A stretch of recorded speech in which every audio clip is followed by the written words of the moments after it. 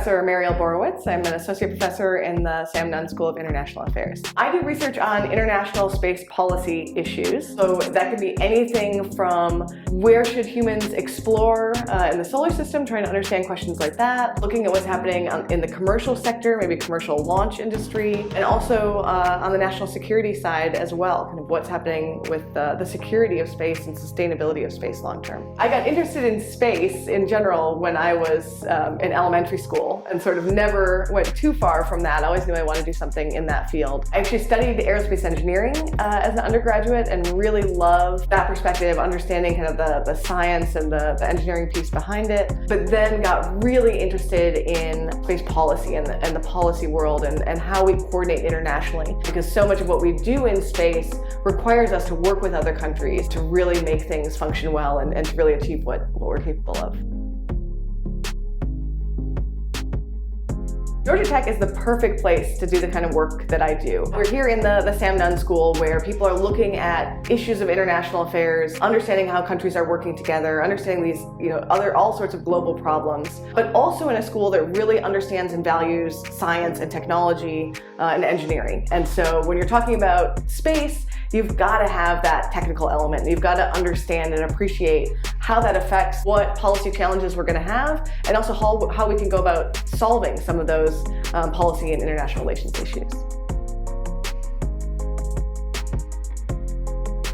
There's a few things. One, space is really helpful in providing us the information and some of the capabilities we need to solve problems that aren't maybe based in space. So things like environmental issues, a lot of the data we collect about the Earth and understanding the Earth as a system, that comes from satellites, that comes from space. And then we have problems related to space itself. Over time, as we've been using space, we've kind of been leaving objects up there or creating debris up there. And so we have this challenge of making sure that stuff isn't going to hit each other in space and make that environment potentially unusable or less usable in the future. So the important thing to realize is that pretty much no matter who you are, you use space in your day-to-day life. You might think of it, when you check the weather, right? A lot of the capability for our weather forecast comes from weather satellites. When you get in your car and look up the directions to get you where you're going, you're using the GPS satellites. So then why you care about space security and about space junk is it threatens those capabilities, right? If we have collisions in space, it creates a bunch of debris. That debris can hit these functioning satellites, right? And then potentially make it so you don't have that communication satellite that's going to allow you to have that GPS or some other constellation that's really important to us. There's a lot of aspects to how you deal with this issue of space debris. One is debris mitigation. You try to limit the amount of debris that you create in the first place. The piece I'm actually really interested in is called space traffic management. We're realizing, space is just getting more and more useful over time, but that's a lot of stuff on orbit. And we need to start working with each other to make sure we're planning, exactly where things are going to go, what's going to be the long-term plan for those things, what happens if we have a potential collision, or we call it a conjunction, between two objects in space. And that's called space traffic management. Right now, there are essentially no rules. Nobody tells you that you have to move or how you should move or anything like that. And so it's completely up to the operators themselves to decide, ooh, this seems too risky, I think I'm gonna move. Maybe I should call the other guy and see if they're planning to move, make sure we don't go the same way. All of that right now is completely ad hoc, people picking up a phone, sending out an email, and we've already seen evidence of that not working. So I think we have to come up with better ways of working together, better kind of rules and regulations for space.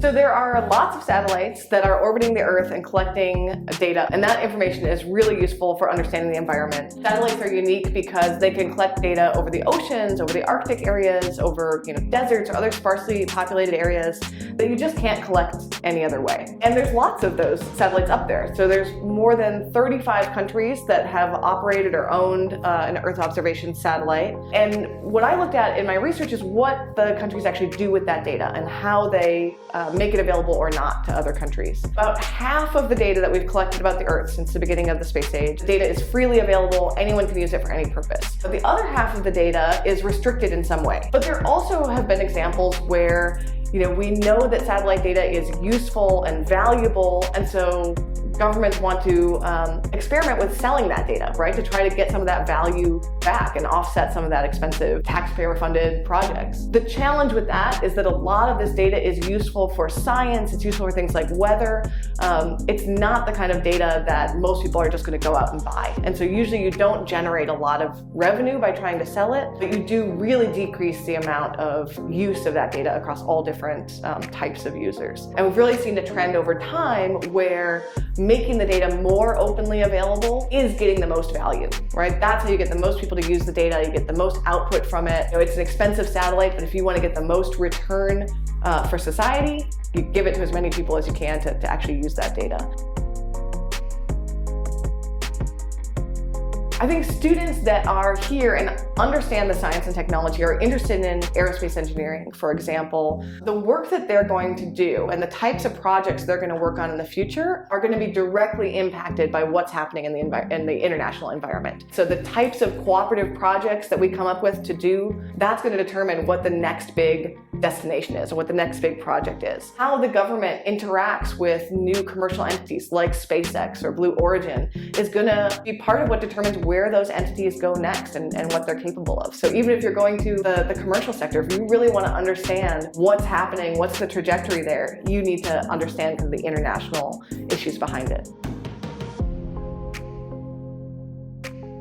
I think the work that I do relates to the mission in a few ways. So part of the mission is to create global leaders. And I think, as you can see with this discussion of space, it is a global issue. It's something that everything we do in space applies all around the world, right? These satellites travel in orbit, they go all over the Earth, they collect data and information and provide services that's relevant to the globe. And so, you know, it's an area where we really have to have international cooperation, where it really makes sense to work together. And you need individuals who are ready to operate on that global scale. So I think creating those global leaders really makes sense in the space environment. I think another aspect of our mission is connecting international affairs and science and technology. And I think that's another area where international space issues really fit very well. There's lots of international issues. You need to understand international relations, how countries operate, how they might work together. But you also have to understand the science and technology, and you have to know, what are the physical limitations of space and what we can do in space. So I think that's an area where really understanding both of those and marrying them together is very important.